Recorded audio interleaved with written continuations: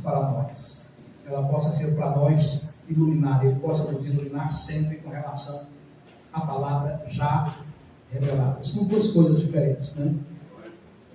A palavra já foi revelada, o cânon bíblico foi fechado, então não cabe acréscimo mais nenhum. Apocalipse 22 e outras passagens falam das consequências para aquele que aumentar ou diminuir isso. Muito embora na história muita coisa tenha sido feita, né? Desconsiderando a totalidade da revelação, como fez o Concílio de Trento em 1546, colocando mais 7 livros, né, dentro daquilo que já estava sacramentado. Mas é por conta deles, se a eles e a Deus, eles e outros darão conta. Então, nós cristãos, protestantes, por assim dizer, cremos que a palavra já foi revelada. O que Deus faz é tornar simples para nós aquilo que já foi revelado. Então nós caminhamos à luz daquilo que já foi revelado. Se alguém se levanta para falar em profecia, é dentro daquilo que já foi revelado. Se ele tiver uma nova revelação, Gálatas 8 diz que ele deve ser considerado maldito. Então, que Deus nos dê graça para caminharmos dentro daquilo que já está sacramentado, que já está consumado, que já está revelado. E no primeiro momento, quando o texto diz que ele vem com as nuvens, Deus nos conduz a algumas situações cotidianas, né? Isso porque não é minha pretensão, não sinto que Deus me conduz nesta noite, a abordar esse tema a partir das correntes que se diferenciam, né? O pensamento pré-tribulacionista, mid, pós, etc. Não vamos entrar nessas searas, não. Até porque o tempo é exíguo para isso. Mas vamos tratar de algo que é central para esta noite, quando eu digo que nossa mente é dirigida por Deus a situações da vida comum a todos nós. Quando um pai tem um filho que de repente ele adota uma certa prática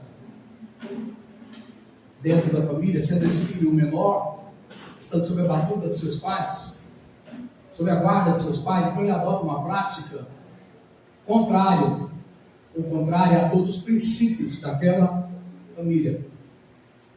Então, aquele filho naquele momento ele está dizendo: olha, eu vim para dizer que tudo que foi posto até agora não vale mais. A minha atitude, esse gesto, esta prática, esse símbolo, esse estilo, essa conduta que eu adotei, ela vem dizer para esta família que eu estou me rebelando contra tudo que está posto até agora e, portanto, daqui por diante haverá um novo marco de valores, um novo marco de princípios. Estou me rebelando contra tudo que está posto aí. Então aquele pai, sendo ele alguém comprometido com os valores autênticos, verdadeiros, ele vai dizer para aquele filho: aqui não, você não vai introduzir esses valores aqui. Aqui você não vai levar avante essa postura. Se você entende que você já tem autonomia para tanto, então a porta da frente é a sua serventia. Na minha casa você não vai introduzir seus valores, seus princípios, o que destoa da minha fé, do meu compromisso com Deus, você não vai introduzir aqui. Nós pais cristãos, não poucos de nós, passamos por esses momentos ao longo da criação dos filhos, porque a natureza humana, ela por si só, ela é levantina, ela é rebelde. Então, por vezes, nós tivemos que nos posicionar e dizer: aqui você não vai fazer isso. Naqueles termos lá de Josué capítulo 24, eu e a minha casa serviremos ao Senhor. Aqui quem tem um cajado sou eu, que estou comprometido com Deus. Seus princípios, seu ponto de vista, você não vai introduzir. Eu me lembro do nosso saudoso supervisor, pastor Davi. Eu nunca esqueci de uma colocação dele, quando ele disse o seguinte uma vez: que os filhos dele são criados na palavra de Deus, no Evangelho. Se chegasse à maioridade, não se casasse, poderiam permanecer na casa dele.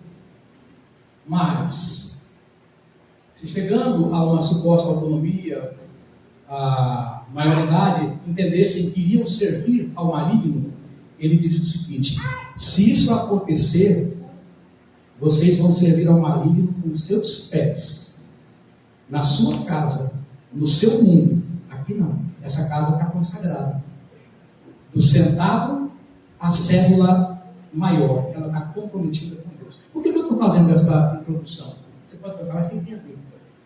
É porque quando diz ele vem, o que nós temos aqui? Nós temos uma afirmação quanto à pessoa do Senhor Jesus como próprio Deus, que ele virá para vindicar os seus princípios manifestados na sua pessoa. Então você tem aí os valores, os princípios, a visão de vida, a visão de mundo. Você tem o propósito para o qual todas as coisas foram criadas.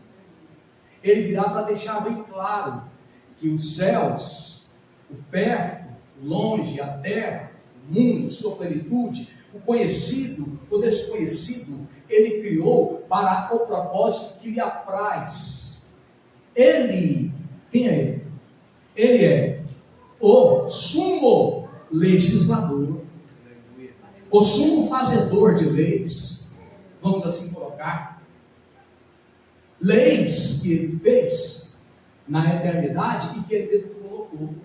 Passarão os céus e a terra, mas as minhas palavras não vão passar. Pode aquilo que não era crime ontem não ser mais crime hoje. É problema seu.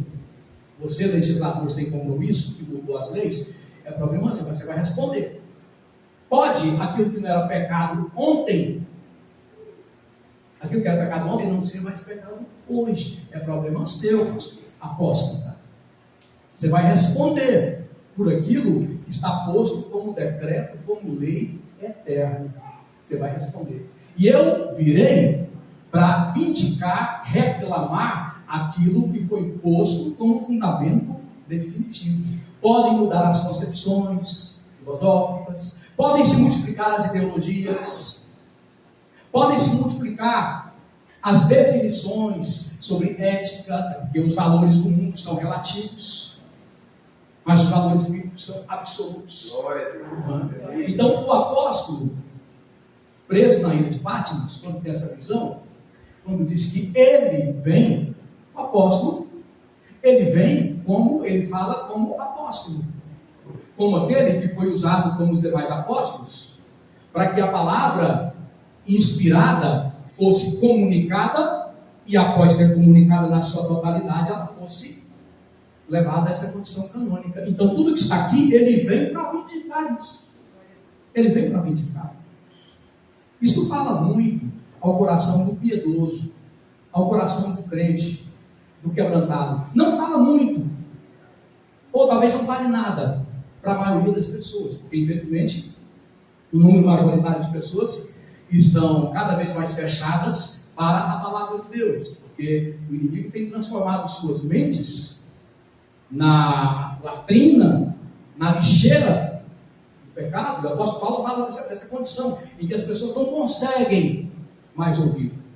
Quando ele coloca isso em 2 Coríntios, capítulo 4, dizendo: se o nosso evangelho está encoberto, para os que se perdem está encoberto, nos quais o Deus desse século cegou-lhes o entendimento, para que eles não resplandeça a glória de Deus, que é a imagem de Cristo.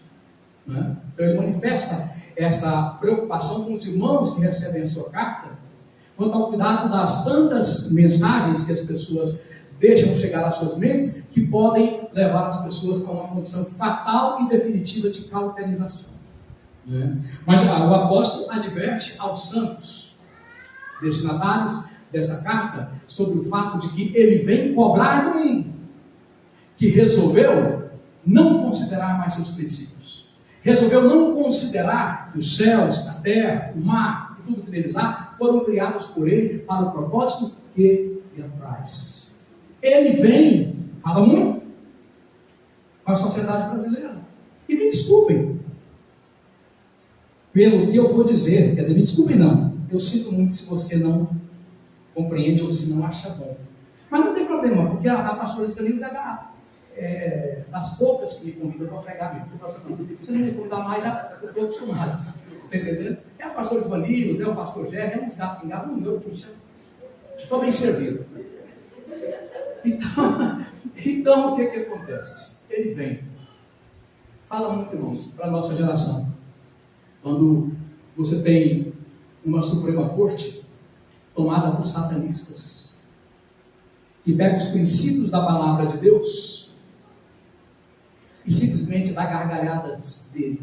Eu vi o então ministro Celso de Mello, naqueles dias, 2 ou 3 anos atrás, antes dele se aposentar, era considerado o decano da corte.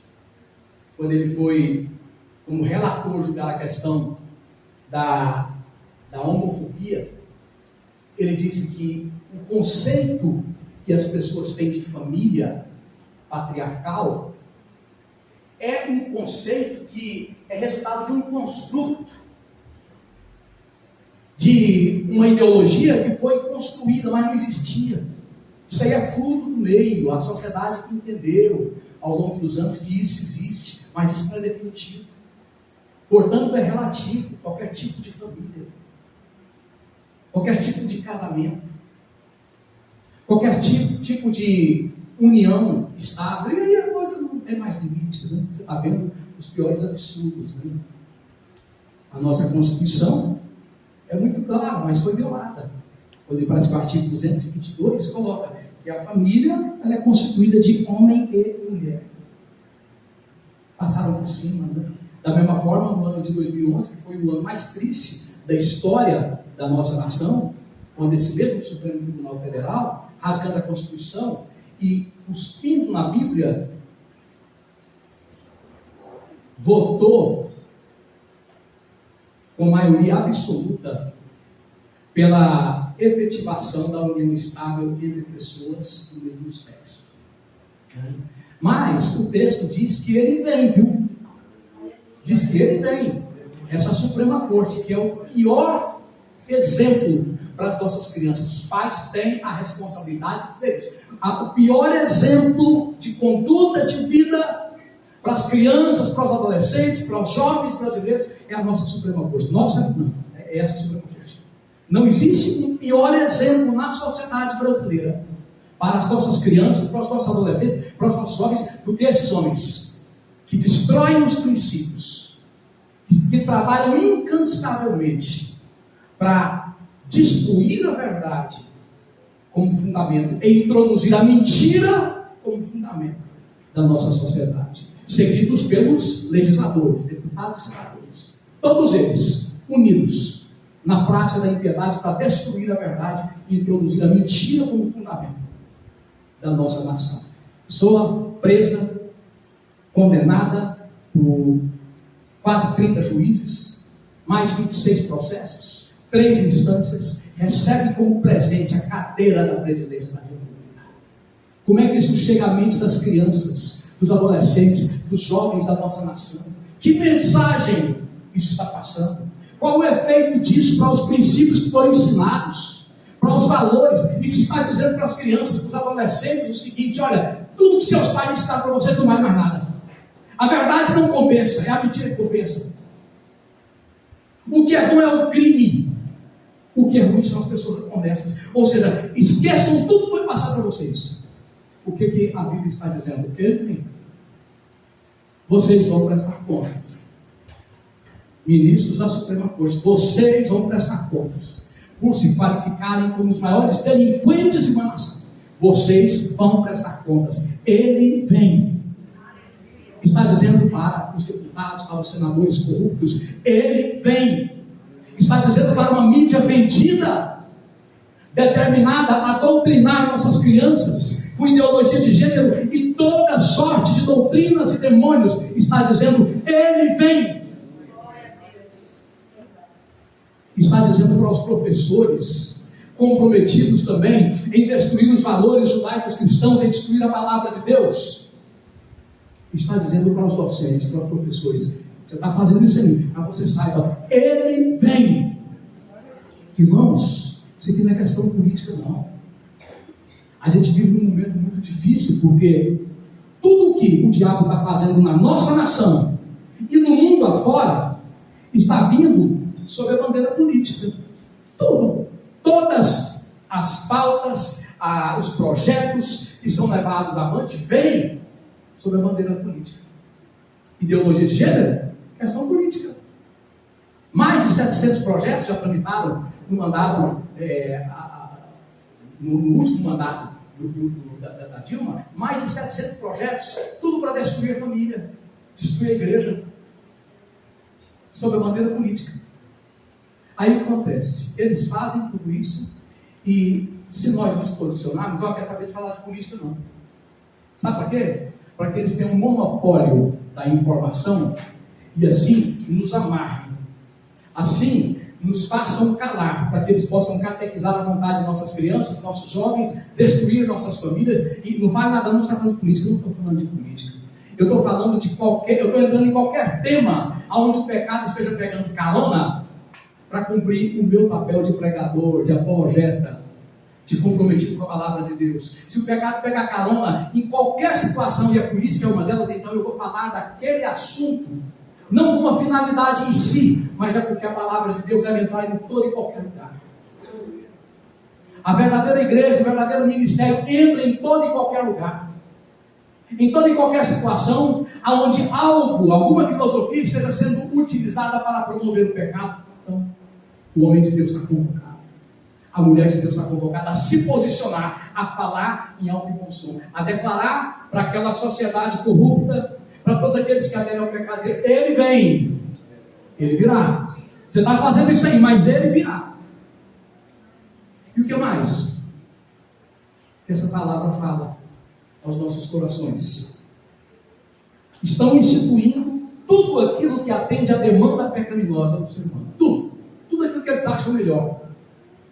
Tudo aquilo que arranca aplausos, eles procuram instituir. Eles procuram regulamentar. Quer dizer, tem um ditado que diz o seguinte: que a história, ela te dá duas opções.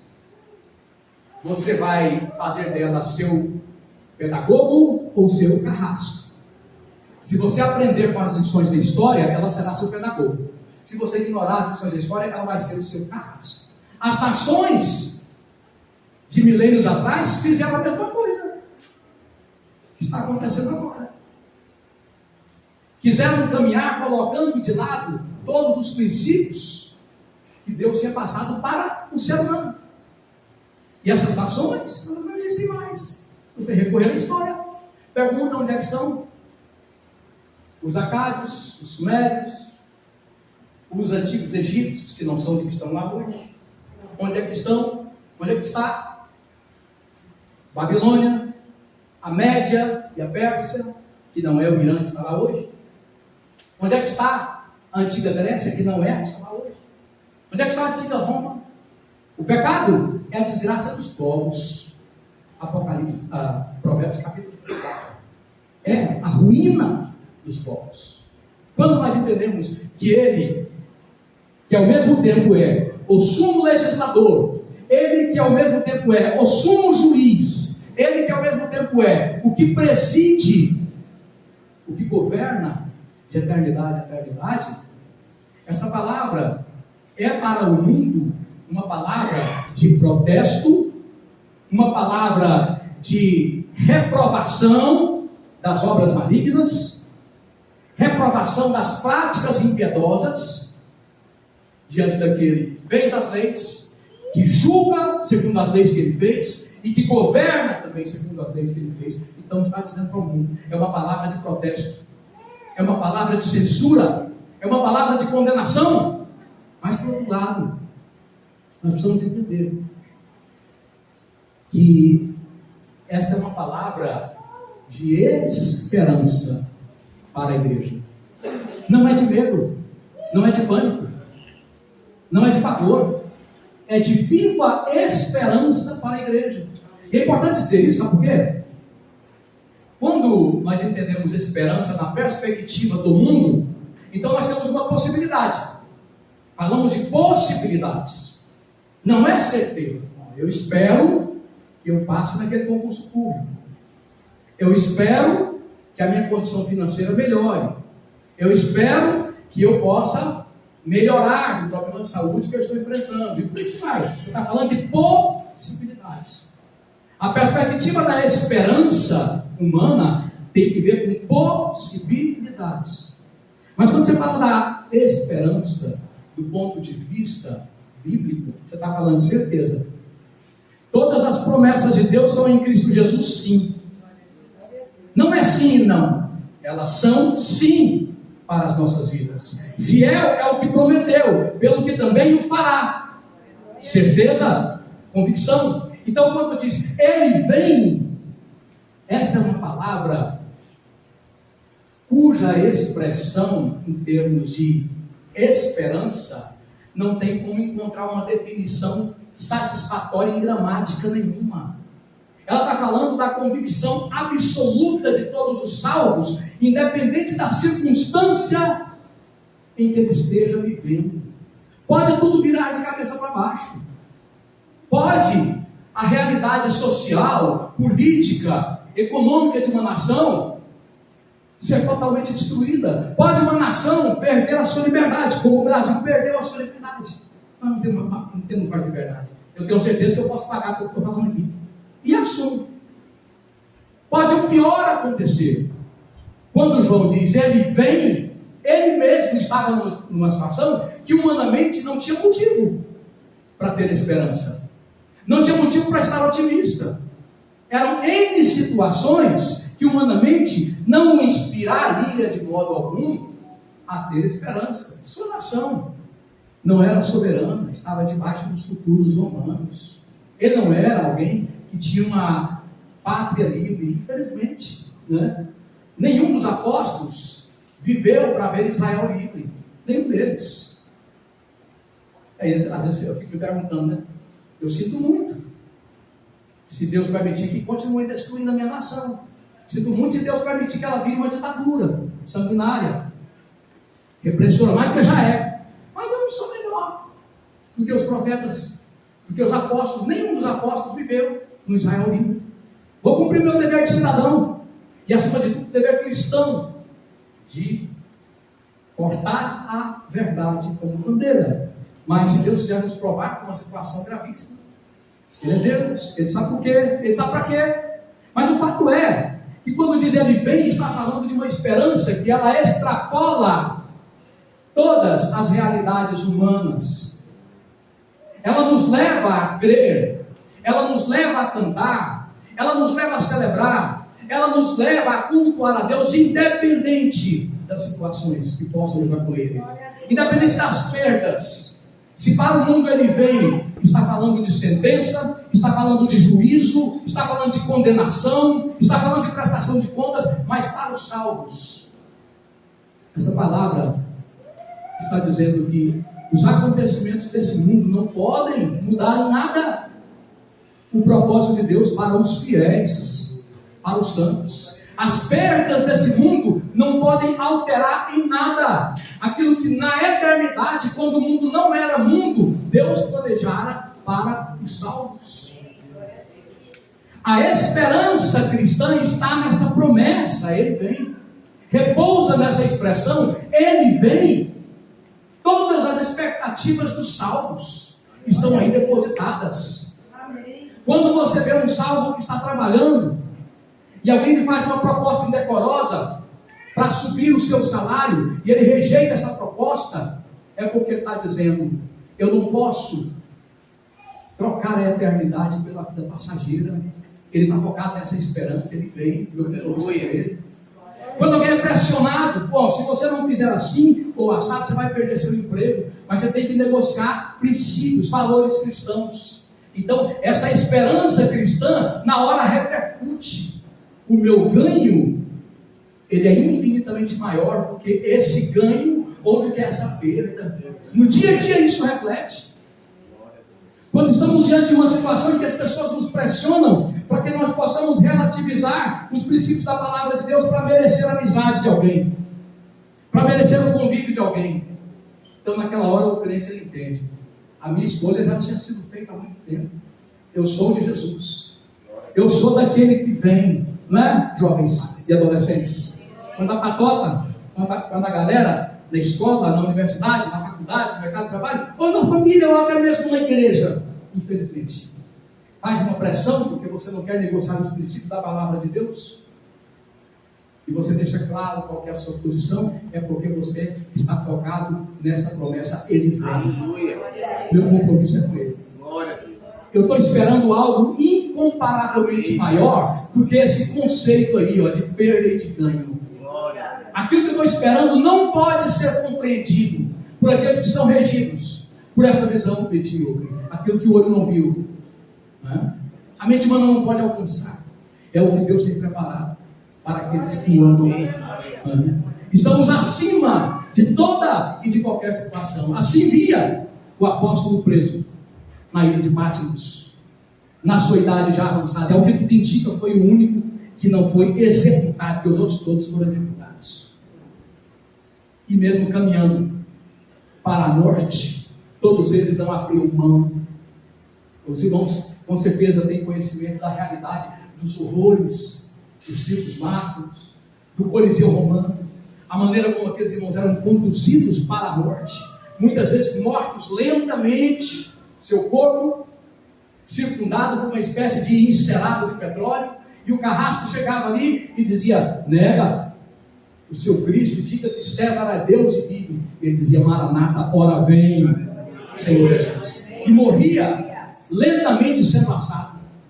Diante das feras, nega e você escapa dos leões que estão ali. E ele simplesmente olhava para os seus exatores e dizia: Maranata, ele vem. Eu sou maior do que a morte, do que a vida, porque ele vem. A viva esperança cristã me persegue. O testemunho dos santos, do apóstolo Paulo. O homem, para mim, mais culto que o mundo já conheceu. O homem mais sábio que o mundo já conheceu. O homem que Deus mais usou na história da humanidade. De uma cultura, para mim, divulgar e compartilhar. Esse homem poderia terminar seus dias numa condição bastante confortável, cercado de médicos, tendo os melhores planos de saúde. Não que isso seja errado, não foi isso que aconteceu com nenhum dos apóstolos, e muito menos com o doutor Paulo. Paulo, ele aguardava o cumprimento da viva esperança num local que não era possível ser adjetivado nem como cadeia, era menos que um calabouço. Por cima daquele local onde Paulo estava, corria o esgoto de Roma e merejava onde ele estava. Não podia ficar em pé, nem deitado naquele local. Quando ele escreve a segunda carta para Timóteo, a última carta, dizendo: eu estou sendo oferecido em libação de sacrifício, mas eu combati o combate, terminei a carreira, eu guardei a fé. Desde agora que está reservada a coroa de justiça que Deus preparou para todos que amam e aguardam a sua vinda, porque Ele vem. E eu gostaria de, em outro aspecto, colocar algo muito pertinente para a Igreja do Senhor, nos dias que eu considero os piores dias da história da humanidade. Porque nunca na história da humanidade a demanda por crentes verdadeiros,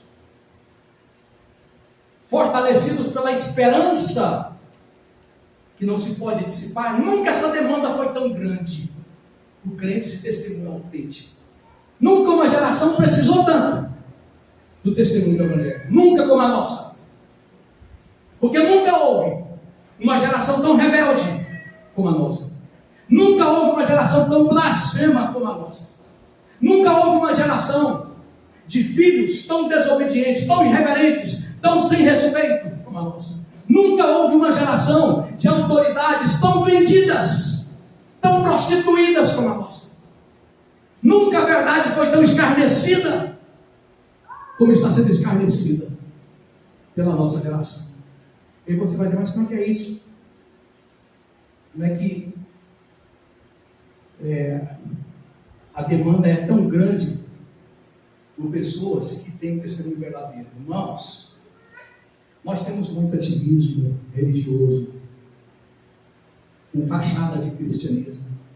Nós temos muitos comprometidos com um projeto de poder, e eles fazem qualquer coisa com essa doutrina para que eles possam multiplicar seus clientes. Eles chamam de fiéis. Fazem qualquer coisa. Líderes usados pelo inimigo, mestres usados pelo inimigo, que têm um projeto de poder. Eles compreenderam que a fachada religiosa é a melhor estratégia para eles se consolidarem nesse projeto. E por causa disso você tem um descrédito também sem precedentes do Evangelho. É o que diz o apóstolo Pedro, lá em 2 Pedro, capítulo 2. Farão nos últimos dias comércio de vós, com palavras enganosas. E por causa dele será infamada a palavra da verdade. Será infamada a palavra da verdade. Mas você, não, ainda bem que abriu mais uma igreja, será? Se for igreja de verdade, amém. Mas muitas vezes era melhor não ter sido aberta, porque ele é mais um tropeço. É mais uma agência de escândalo, infelizmente. E nós temos uma trajetória, não? Em que a Europa, que foi a que deu a maior contribuição na história da humanidade através da reforma, hoje tem que ser de novo evangelizada. Você tem países como a Alemanha, como a Suíça e outros, mais de 70% de ateus. Você tem prédios, catedrais de séculos, que comportam 1.000, 2.000 pessoas ou mais, e são frequentadas por meia dúzia de pessoas, e muita gente vai nessas catedrais para tirar foto atrás da questão turística, mas não tem nenhuma reverência, nenhum compromisso. Essa é a realidade da Europa. Os Estados Unidos da América, a nação que mais evangelizou na história da humanidade, o número cada vez maior de igrejas americanas praticam, como por exemplo o Halloween dentro da igreja, a rigor, um culto Wicca, um culto satânico dentro da igreja, e por isso vai, a apostasia que tomou conta. Não é sem causa que você está vendo o que você está vendo. O que está acontecendo? A nação que Deus levantou para ser coluna, para ser norte do mundo, essa nação está sendo desmoralizada. Você está vendo algum invadiu no governo do Barack Obama, que foi um dos piores presidentes que os Estados Unidos teve, invadiu a Crimeia, fez o que quis. Depois, agora no governo desse senhor, que não está legal para não dizer outras coisas, ataca a Ucrânia. Né? E o mundo está com medo de uma guerra nuclear. Por quê? A nação que saiu da condição de 13 colônias da Inglaterra, de quase escravos, e era vamos dizer assim, uma balança das nações, era um controle para que as barbáries não se multiplicassem por causa da palavra de Deus que estava ali. Nação que nasceu desse foco na palavra de Deus, mas depois começaram a destruir a palavra de Deus. Essa nação está desmoralizada hoje e o mundo está com medo de uma terceira guerra. Né? O mundo está vivendo momentos tensos, momentos de pânico, com medo de que o pior aconteça, porque tirou-se a palavra de Deus daquela nação, dos Estados Unidos, e agora o mundo está como que numa condição sem norte. Então você entende com tudo isso que a necessidade de homens de testemunho verdadeiro nunca foi tão demandada. Nunca foi tão demandada. E essa palavra nos mostra isso. Ele vem com as nuvens. O mundo precisa ouvir esta palavra de advertência, de repreensão da boca de homens verdadeiramente comprometidos com a palavra. O mundo precisa ser confrontado por pessoas que falam muito mais com o que são do que com o que dizem. O mundo precisa ser confrontado muito mais pelo que você é do que pelo que você fala. O mundo está precisando. Nunca o mundo precisou tanto do testemunho cristão genuíno. Nós nunca fomos tão convocados como agora para dar o nosso testemunho. E aí eu fico pensando, né? Que às vezes as pessoas entendem a volta de Jesus. Ele vem. Nós temos pelo menos duas situações bastante, vamos dizer assim, ricas de lição, para a gente considerar esta palavra, ele vem. Você tem os cristãos, assim, cristãos chamados tradicionais, né? Mais históricos, divididos praticamente entre os calvinistas, por causa de João Calvino, né? E os arminianos, por causa de Jacob e Armínio. Então, praticamente está aí a definição dos cristãos, assim por dizerem, protestantes, né? Aí, quando você fala da volta de Jesus, como é que esses dois perfis entendem a volta de Jesus? Vamos para os calvinistas. A questão fatalista. Está tudo consumado. A visão supralapsariana, né? Que é o pensamento de que na eternidade Deus já predestinou a maioria da humanidade que ele iria criar para o inferno. Essa é uma visão real. E uma minoria ele já predestinou para o céu. Então, está tudo consumado, tudo feito. Não há por que se posicionar diante dos acontecimentos terríveis. Não há por que você entender que você tem que ter uma postura adequada diante do avanço de tanta depravação num país como o nosso. Não tem por que interceder pela nação. Não tem por que abrir a sua boca e protestar contra a impiedade, seja do que lavra no campo ou do que preside no palácio, porque está tudo já consumado. Isso aí sabe o quê? Isso é um colchão de acomodamento. Isso é confortável, não precisa fazer nada. Vamos para o lado arminiano? É a mesma coisa. É 6,5 dúzia. Por quê? Se do lado calvinista está tudo determinado, não tem muito o que fazer. Do lado arminiano, o que você tem? Jesus vai voltar mesmo. Não tem que fazer nada. Jesus está voltando. Uma visão cômoda. Não foram assim os profetas. A maioria dos profetas, entendendo o seu relacionamento com Deus, porque quando dizer ele vem para o mundo, é uma palavra de condenação para que se arrependam. Para a igreja, ele já está. E aqueles que têm um relacionamento, João não viam Jesus que viria, ele estava com Jesus, estava falando com ele. É relacionamento. Aqueles que têm o Filho, têm a vida. João capítulo 3, 36. Não está falando daqueles que terão. Eles têm. O Filho que vem, já vive em mim. Meu relacionamento com ele não vai começar quando ele vier. Já é uma realidade. Não é? Então, os homens de Deus pela história, entendendo o seu relacionamento diário com Deus, eles viviam um posicionamento que refletia esse relacionamento, esse convívio com aquele que um dia iria levar as nações à prestação de contas. E os profetas, na sua totalidade, levando avante o seu compromisso com aquele com o qual eles tinham um relacionamento diário. A totalidade dos profetas morreram confrontando a impiedade. A maioria deles morreram confrontando a impiedade, inclusive de governantes. A maioria deles. Você vai para os apóstolos? Qual foi o apóstolo que foi morto? Fora desse confronto com a ordem de coisas traduzidas no Estado. Mostra, faz um deles. Não tem. Todos eles entenderam que aquela estrutura pecaminosa do mundo da sua época, que dizia respeito não só às pessoas do campo, mas dizia respeito, inclusive, aos governantes, precisava ser confrontada. Precisava abrir a boca e confrontar.